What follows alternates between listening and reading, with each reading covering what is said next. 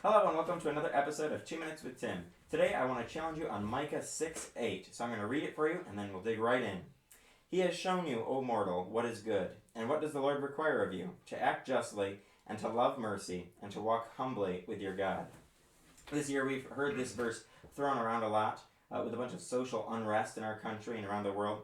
And I think we lose sight of the importance of this verse when we misquote it or don't recognize the need for this verse to be applied in our daily lives. The Lord has shown us in this dark world that we live in, He has shown us how to be the light. We have to treat people well. We have to love mercifully, to act justly, and to walk with humility with God. And I think that last part is the key. We need to be walking humbly with God every day. And the more we walk humbly with the Lord, the more we're going to be acting justly, the more we're going to be loving mercy and loving people well. If we don't get that last part right, the first two isn't going to happen.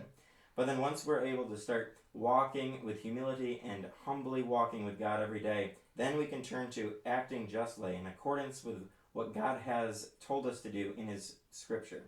We can't fulfill justice according to God if we just follow human standards. We have to follow God's standards, which are so much more important and so much higher and so much harder to carry out if we don't have God walking with us. But fortunately, we have God walking with us.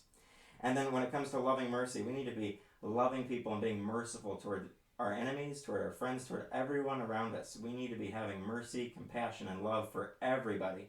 And if we're doing those three things, then we're going to be shining brightly for Jesus in a really dark world. So as we look at this passage this week, I would challenge you to examine your life and think about how you can start to live according to this verse, to act justly, love mercy, and walk humbly with God. So I challenge you to do that this week.